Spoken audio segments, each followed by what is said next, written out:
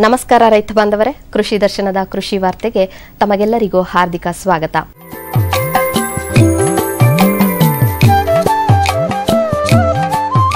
ಅಲಂಕಾರಿಕ ಪುಷ್ಪವಾದ ಜರ್ಬೇರಾ ಒಂದು ಪ್ರಮುಖ ಹೂವಿನ ಬೆಳೆಯಾಗಿದೆ. ಸಾಮಾನ್ಯವಾಗಿ ಹಸಿರು ಮನೆಗಳಲ್ಲಿ ಬೆಳೆಯಲ್ಪಡುವ ಇದನ್ನ ಹೂದಾನಿಗಳಲ್ಲಿಡಲು ಮತ್ತು ಹೂವಿನ ಗುಚ್ಛಗಳನ್ನು ತಯಾರಿಸಲು ಬಳಸುತ್ತಾರೆ. ದೇಶ ವಿದೇಶಗಳಲ್ಲೂ ಬೇಡಿಕೆಯ ಹೂವಿನ ಬೆಳೆಯಾಗಿರುವ ಜರ್ಬೇರದಲ್ಲಿ ಹಲವು ತಳಿಗಳು ಲಭ್ಯವಿದ್ದು ರೈತರು ಬೆಳೆದು ಅಧಿಕ ಲಾಭ ಗಳಿಸಿಕೊಳ್ಳಬಹುದಾಗಿದೆ. ಈ ಜರ್ಬೇರಾ ಅನ್ನೋದು ಒಂದು ಹಸಿರು ಮನೆಯಲ್ಲಿ ಬೆಳೆಯುವಂಥ ಒಂದು ಮುಖ್ಯವಾದ ಬೆಳೆ. ನಮ್ಮ ಕರ್ನಾಟಕದಲ್ಲೂ ಸಾಕಷ್ಟು ಕಡೆ ಬೆಳೀತಾ ಇದ್ದಾರೆ. ಈಗ ಬರೀ ನಮ್ಮ ಭಾರತ ದೇಶದಲ್ಲಿ ತೊಗೊಂಡ್ರೆ ಒಂದು 800 ಹೆಕ್ಟ್ರಲ್ಲಿ ಇದನ್ನು ಬೆಳೀತಾ ಇದ್ದಾರೆ. ಇದು ಟಿಶ್ಯೂ ಕಲ್ಚರ್ ಗಿಡಗಳಂತ ಹೇಳ್ತಾರೆ. ಆ ಕಂಪನಿಯವರು ಇದನ್ನ ಮಾರ್ತಾ ಇದ್ದಾರೆ. ಈಗ ನಮ್ಮ ಭಾರತ ದೇಶದಲ್ಲಿ ಒಂದು 4 ರಿಂದ 5 ಕಂಪನಿಯವರಿದ್ದಾರೆ. ಇದನ್ನ ನಾವು ಈ ಗಿಡಗಳು ಅವ್ರ ಹತ್ರನೇ ತೊಗೋಬೇಕಾಗಿದೆ ಈಗ. ಯಾಕೆಂದರೆ ಬೇರೆ ಯಾರೂ ಜಾಸ್ತಿ ಮಾರದೇ ಇರೋದ್ರಿಂದ ಈಗ KF ಬಯೋಟೆಕ್ ಅಂತ ಇದೆ, ಮತ್ತು ರೈಸ್ ಆ್ಯಂಡ್ ಶೈನ್ ಅಂತ ಇದೆ, ಸ್ಪಿಕ್ ಬಯೋಟೆಕ್ ಅಂತ ಇದೆ, ಶೀಲ್ ಬಯೋಟೆಕ್ ಅಂತ. ಈ 4 ಕಂಪನಿಯವರು ಇದನ್ನ ಏನು ಮಾಡ್ತಾ ಇದ್ದಾರೆ ಅಂತಂತಂದರೆ 35 ರೂಪಾಯಿ ಮಾರ್ತಾ ಇದ್ದಾರೆ ಗಿಡ. ಇದು ಒಂದು ಪ್ರಾಬ್ಲಮ್ ಅಂತಂದರೆ, ಈಗ 1 ಹೆಕ್ಟೇರ್ ಪ್ರದೇಶದಲ್ಲಿ 60 ರಿಂದ 65 ಸಾವಿರ ಗಿಡಗಳು ಬೇಕಾಗುತ್ತೆ. 35 ರೂಪಾಯಿ ಇಟ್ಕೊಂಡ್ರೆ ನಮಗೆ 19 ಲಕ್ಷದಿಂದ 20 ಲಕ್ಷ ರೂಪಾಯಿ ಬರೀ ಗಿಡಗಳಿಗೆ ಬೇಕಾಗುತ್ತೆ. ಇದರಿಂದ ಇದು ನಮ್ಮ ಈ ಗ್ರೋಯರ್ ಸೇರಿದ್ದಾರೆ. ನಮ್ಮ ಹಸಿರು ಮನೆಯಲ್ಲಿ ಬೆಳಿಬೇಕಂತಂತಂದ್ರೆ ತುಂಬ ಕಷ್ಟ ಆಗ್ತಾ ಇದೆ. ಚಿಕ್ಕ ಮತ್ತು ಮಾಧ್ಯಮದವರಿಗೆ ಈಗ ಒಂದು ಅರ್ಧ ಎಕರೆ ಎಲ್ಲೋ ಮಾಡಬೇಕು ಅಂತಂದಾಗ ಗಿಡ 35 ರೂಪಾಯಿ ಅಂತಂದರೆ ತುಂಬ ಇದು ಕಷ್ಟಕರವಾದಂಥ. ಅದಕ್ಕೋಸ್ಕರ ನಮ್ಮ ಭಾರತೀಯ ಸಂಶೋಧನಾ ತೋಟಗಾರಿಕೆ ಕೇಂದ್ರದಿಂದ ಈಗ 2 ತಳಿಗಳನ್ನು ನಾವು ಬಿಡುಗಡೆ ಮಾಡಿದ್ದೀವಿ. ಒಂದು ಅರ್ಕ ಅಶ್ವ ಅಂತ ಮತ್ತು ಇನ್ನೊಂದು ಅರ್ಕ ನೇಸರ ಅಂತ. ಇದರದ್ದು ಒಂದು ಇದೇನಪ್ಪ ಅಂತಂತಂದರೆ, ಇದು ನಮ್ಮ ಈ ಬೇರೆ ತಳಿಗಳು ಏನಿದೆ, ಯುರೋಪ್ ದೇಶದಿಂದ ಬಂದಿರೋಂಥ ಕಂಪನಿಗಳು ಮಾರುವಂಥ ತಳಿಗಳು ಏನಿದೆ ಅದರ ಪ್ರಮಾಣವಾಗಿ ಇದು ಕೂಡ ಎಲ್ಲ ಹೂವು ಬಿಡುತ್ತೆ. ಡಯಾಮೀಟ್ರ್ ಆಗಲಿ ಇಲ್ಲ ಸ್ಟಾಕ್ ಲೆಂತ್ ಆಗಲಿ ಎಲ್ಲನೂ ಅದೇ ಥರ ಬರುತ್ತೆ. ಆದರೆ ಇಲ್ಲಿ ಈಗ ನಾವು ಒಂದು ಕಂಪ್ನಿ ಜೊತೆ ನಾವು ಈಗ ಒಪ್ಪಂದ ಮಾಡ್ಕೊಂಡಿದ್ವಿ. ಈ ಕಂಪನಿಯವರು ಈ ಗಿಡಗಳನ್ನ 15 ರೂಪಾಯಿಗೆ ಮಾಡೋದಕ್ಕೆ ಒಪ್ಕೊಂಡಿದ್ದಾರೆ. ಅಂದರೆ ನಾವು 35 ರೂಪಾಯಿಂದ ಸರಾಸರಿಯಾಗಿ 50% ಶೇಕಡ 50% ನಮ್ಮ ತಳಿಗಳು ಬೆಳೆಸಿದ್ದೆ ಆದರೆ ನಿಮಗೆ ಗಿಡದಲ್ಲಿ ಶೇಕಡ 50% ಕಡಿಮೆ ಆಗ್ತದೆ. ಬೆಳೆಯೋದಕ್ಕೆ ಏನು ಅಂತಂದರೆ ಅತಿ ಮುಖ್ಯವಾಗಿ ಇದಕ್ಕೆ ಬೇಕಾಗಿರೋದು ಎತ್ತರದ ಮಡಿಗಳು. ಇಲ್ಲಿ ಒಂದು ತಪ್ಪು ಮಾಡೋದು ಅಂತಂದರೆ ನಮ್ಮ ಗ್ರೋಯರ್ಸು ಮಡಿಗಳನ್ನ ಸ್ವಲ್ಪ ಕಡಿಮೆ ಮಾಡ್ಕೊತಾರೆ. ಆದರೆ ಎಷ್ಟು ಎತ್ತರವಾಗಿ ನೀವು ಮಡಿಗಳು ಮಾಡಿಕೊಂಡ್ರೆ ಅಷ್ಟು ಒಳ್ಳೆಯದು ಅಂತಂತ ನಾನು ಹೇಳಬಲ್ಲೆ. ಯಾಕೆಂತಂದರೆ ಇದಕ್ಕೆ ಸ್ವಲ್ಪ ನೀರು ಜಾಸ್ತಿ ಆದರೂ ಕೂಡ ರಾಟ್ ಅಂತ ಬರುತ್ತೆ, ಫಿಸೇರಿಯಂ ರಾಟ್ ಅಂತ. ಆ ರೋಗ ಸ್ವಲ್ಪ ನೀರು ಜಾಸ್ತಿ ಆಗಿದ ತಕ್ಷಣ ಬಂದುಬಿಡುತ್ತೆ. ಅದರಿಂದ ನೀವು ಎಷ್ಟು ಎತ್ತರದ ಮಡಿಗಳು ಮಾಡಿಕೊಂಡ್ರೆ 1 ಅಡಿ 1.5 ಅಡಿ ಮಿನಿಮಮ್ ಇರಲೇಬೇಕು.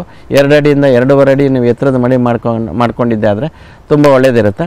ಈಗ ನಾವು ಈ 2 ತಳಿಗಳನ್ನ ನಾವು ಬಿಡುಗಡೆ ಮಾಡಿದ್ದೀವಿ ಅಂತ ಹೇಳಿದ್ವಿ. ಒಂದು ಅರ್ಕ ಅಶ್ವ ಅಂತ, ಇದು ಒಂದು ಪಿಂಕ್ ಕಲರ್ ಇರುತ್ತೆ. ನೀವು ಬೇರೆ ಯಾವುದೇ ಒಂದು ನೀವು ವೆರೈಟಿಗಳು ನೋಡಿದ್ದೆ ಆದರೆ ಈಗ ರೋಸಲಿನ್ ಅಂತ ಒಂದು KF ಬಯೋಟೆಕ್ ಇದೆ. ಇದೇ ಥರ ನಮ್ಮದು ಕೂಡ ಒಂದು ಅರ್ಕ ಅಶ್ವ ಅಂತ ರಿಲೀಸ್ ಮಾಡಿದ್ದೀವಿ. ಇದು ಸ್ಟಾಕ್ ಲೆಂತ್ ಏನಿಲ್ಲ ಅಂತಂತಂದರೂ 60 ಸೆಂಟಿಮೀಟ್ರಿಂದ 70 ಸೆಂಟಿಮೀಟ್ರ್ವರೆಗೂ ಬರುತ್ತೆ. ಮತ್ತು flower diameter 12 ಸೆಂಟಿಮೀಟ್ರದಿಂದ 13 centimetre flower diameter ಕೂಡ ಇದು ಬರುತ್ತೆ. ಇದು ಮತ್ತು ನಾವು ಶೆಲ್ಫ್ ಲೈಫ್ ಅಂತ ಏನು ಹೇಳ್ತೀವಿ 6 ರಿಂದ 7 ದಿವಸ ಚೆನ್ನಾಗಿರುತ್ತೆ. ಆಮೇಲೆ ಇನ್ನೊಂದು ಅರ್ಕ ನೇಸರ ಅಂತ ಕೂಡ ನಾವು ಒಂದು ರಿಲೀಸ್ ಮಾಡಿದ್ದೀವಿ.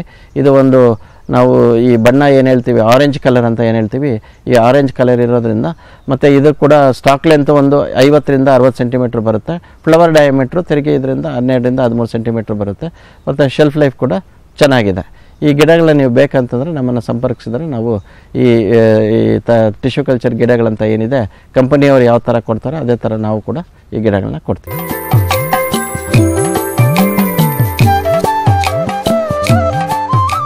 ಹಾಲಿನ ಉತ್ಪನ್ನಗಳಿಗೆ ಬೇಡಿಕೆ ಹೆಚ್ಚುತ್ತಿರುವ ಈ ದಿನಗಳಲ್ಲಿ ರೈತರು ಹೈನುಗಾರಿಕೆಯೆಡೆ ಹೆಚ್ಚಿನ ಆಸಕ್ತಿಯನ್ನ ತೋರುತ್ತಿದ್ದಾರೆ. ಹೈನುಗಾರಿಕೆಯಲ್ಲಿ ಹಾಲಿನ ಮಾರಾಟದ ಜೊತೆ ಹಾಲಿನಿಂದ ಅನೇಕ ಮೌಲ್ಯವರ್ಧಿತ ಪದಾರ್ಥಗಳನ್ನು ತಯಾರಿಸಿ ಅಧಿಕ ಲಾಭವನ್ನು ಪಡೆಯಬಹುದಾಗಿದೆ. ಹೀಗೆ ಉತ್ತಮ ಆದಾಯವನ್ನ ಪಡೆಯಬಹುದಾದ ಹೈನುಗಾರಿಕೆಯಲ್ಲಿ ಹೆಚ್ಚಿನ ಆಸಕ್ತಿಯನ್ನ ಹೊಂದಿ ಹೈನುಗಾರಿಕೆಯಲ್ಲಿ ತೊಡಗಿಕೊಂಡಿದ್ದಾರೆ ಶಿಗ್ಗಾವಿನ ಪ್ರಗತಿಪರ ರೈತ ಮಹಿಳೆ ಬಸಮ್ಮ ಅವರು. ನಂದು 1 ಎಕರೆ 14 ಕುಂಟೆ ಜಮೀನಿದೆ ಸರ್. ನನ್ನ ಹಸುವಲ್ಲಿ 2 ಮಿಶ್ರ ತಳಿ ಆಕಳ ಇಲ್ಲೇ ಬನ್ನೂರು ಶಿಗ್ಗಾಂವ್ ತಾಲೂಕಲ್ಲೇ ಅದೇ ಒಂದು ಆಕಳ ತಗೊಂಡು ಬಂದೆ. ಫಸ್ಟ್ ನಾನು 20,000 ರೂಪಾಯಿ ಕೊಟ್ಟು ಖರೀದಿ ಮಾಡಿದೆ. ಅದರಿಂದ ಅಷ್ಟು ಹೆಚ್ಚಪ್ಪ ಆಕಳುಗಳನ್ನ ಮಾಡ್ಕೊಂಡಿದ್ದೇನೆ ಸರ್. ನಾನು ಅವ್ರ KMF ಅಂತಲೇ ಒಂದು ಫೀಡಿನ ಚೀಲ ತೊಗೊಂಬಂದೆ. ಆಮೇಲೆ ಶೇಂಗಾ ಹಿಂಡಿ ತರಿಸ್ಕೊಂಡು ಆಮೇಲೆ ಹೋಟೆಲಲ್ಲಿ ಬಿದ್ದಿದ್ದು ಚಹಾ ಪುಡಿ ದೊಡ್ಡ ಹೋಟೆಲ್ನಲ್ಲಿ ಚಹಾ ಪುಡಿ ಚೆಲ್ತಾರಲ್ಲ, ಆ ಚಹಾ ಪುಡಿ ತೊಗೊಂಬಂದು ಅದನ್ನು ಕ್ಲೀನ್ ಮಾಡಿ ಚಹಾ ಪುಡಿ ಚಹಾ ಪುಡಿ, ಆಮೇಲೆ ಅದು ಹಿಂಡಿ ಮೊಸರಿ ಎಲ್ಲ 5 kg ಒಂದು ದಿವ್ಸ ಒಂದು ಹೊತ್ತಿಗೆ 5 kg ಕೊಡಾಕುಂತೇನೆ ನಾನು. 5 kg ಮಧ್ಯಾಹ್ನ 5, ಮುಂಜಾನೆ 5, ಸಾಯಂಕಾಲ 5 kg ಕೊಡ್ತಾ ಇರೋ ಮುಂದೆ ಅವಾಗ ಏನು ಮಾಡ್ತೀರಿ ಸರ್, ಅದು ಫಸ್ಟ್ 6ಕ್ಕೆ ಬಂತು, 7 ಲೀಟ್ರ್ ಬಂತು, 8 ಬಂತು, 9, 13 ಲೀಟ್ರಿಗೆ ಬಂತು ಸರ್. ಅದು ನನ್ನ ಆಕಳ 13 ಲೀಟ್ರಿಗೆ ಬಂತು. ಆಮೇಲೆ ಏನಾಯಿತು ಅಂತಂದರೆ 26 ಲೀಟ್ರ್ ದಿನ ನನಗೆ ಇನ್ಕಮ್ ಬರಾಕಂತ. ವೆಟ್ರನರಿ ಅವ್ರು ನನ್ನ ಮೇಲೆ ಭಾಳ ಇದು ಅನುಕಂಪ ತೋರಿಸಿದ್ರಿ.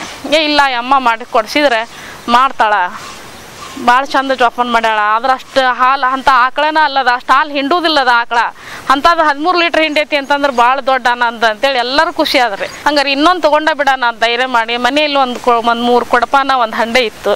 ಆಮೇಲೆ 10,000 ಇದು ಎಲ್ಲ ಮಾರಿ ಹೊರಗಡೆ ಮತ್ತೆ 2-3 ಸಾವಿರ ರೂಪಾಯಿ ಇಸ್ಕೊಂಡು ಮತ್ತೆ 24,000 ಕೊಟ್ಟು ಮತ್ತೊಂದು ತೊಗೊಂಡೆ. 2 ಆಕಳ ಚೆನ್ನಾಗೇ ಸಿಕ್ಕು ನನಗೆ. ನಾನು ಬಗ್ಸಿದ್ದು ನನಗೆ ಯಾವುದು ಕೆಟ್ಟ ಆಗಲಿಲ್ಲ.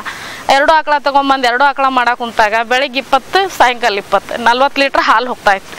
40 ಲೀಟ್ರ್ ಹಾಲು ಹೊಂಟ್ರೆ ನನಗೆ 4,000 ರೂಪಾಯಿ ವಾರಕ್ಕೆ ಇನ್ಕಮ್ ಬರಾಕತ್ತು. ಆಮೇಲೆ ಸೈಡ್ ಬಿಸ್ನೆಸ್ ಅದಕ್ಕೆ ಬೇಕು ಸರ್ ನನಗೆ. ಹಾಗಾಗಿ ನಾನೇನು ಮಾಡಿಬಿಟ್ಟೆ, ಎಲ್ಲ ಸೈಡ್ ಬಿಸ್ನೆಸ್ ಬೇಡ, ನಾನು ಅದನ್ನು ನೋಡಕ್ಕೆ ಕುಂತ್ರೆ ಅಲ್ಲಿ 2,000 ನೋಡಕ್ಕೆ ಕುಂತ್ರೆ ಇಲ್ಲಿ 4,000 ಲಾಸ್ ಆಗ್ತದೆ ನಂದು ಅಂತೇಳಿ ಎಲ್ಲ ಬಿಟ್ಟು ಇವೆರಡು ಆಕಳ ಕಟ್ಕೊಂಡು ಇವು 2 ಆಕಳ ಮೇಲೂ ಮಂತ್ಯಾನ ಮಾಡ್ಕೊತ ಜೀವನ ಮಾಡ್ಕೊತ ತಂದೇನಿ ಬಂದೆ. ಆಮೇಲೆ ಅದ್ರ ಮಕ್ಕಳ ಕರುಗಳನ್ನ ಹುಟ್ಟಿದ್ವನ್ನ ನಾನು ಮನೆಗೆ ಪಾಲನೆ ಮಾಡ್ಕೊಂಡು ನಾ ಖರೀದಿ ಮತ್ತು ಆಕಳ ಖರೀದಿ ಮಾಡಿಲ್ಲ. ಏನ್ರಿ ಅಂದ್ರೆ ಅದು ಅದ್ರವನ್ನ ಈಗ 8 ಆಕಳ 5 ಕರುಗಳು ಇದಾವೆ ನಮಗೆ. ನೋಡ್ರಿ ಈಗ ಇಷ್ಟು ಚೆನ್ನಾಗಿ ಹಿಂಡಿದ್ವು ಅಂದ್ರೆ ಒಂದೇ ಟೈಮ್ಗೆ ಇಳಿದ್ರೆ ಒಂದು 35-40 ಲೀಟ್ರ್ ಹಾಲು ಹೋಗ್ತದೆ. ಆದ್ರೆ ಅವು ಏನಾಗ್ತಾವ ಅಂದ್ರೆ 5, 4 ಹಿಂಗೆ ಹಿಂದೆ ಮುಂದೆ ಬರ್ತದೆ. ಹಿಂದೆ ಮುಂದೆ ಬಂದರೂ ನಮಗೆ 6,000, 7,000, 8,000 ರೂಪಾಯಿ ಇನ್ಕಮ್, 8,000 ರೂಪಾಯಿ ಮಟ್ಟ ಬರ್ತದೆ ಇನ್ಕಮ್. ಆಮೇಲೆ ಅದಕ್ಕೆ ಆಕಳಿಗೆ ಒಂದು 4,000 ರೂಪಾಯಿ ನಾವು ಖರ್ಚು ಮಾಡಿದ್ರು 4,000 ರೂಪಾಯಿ ನಮಗೆ ಮನೆತನ ಕುಳಿತದೆ.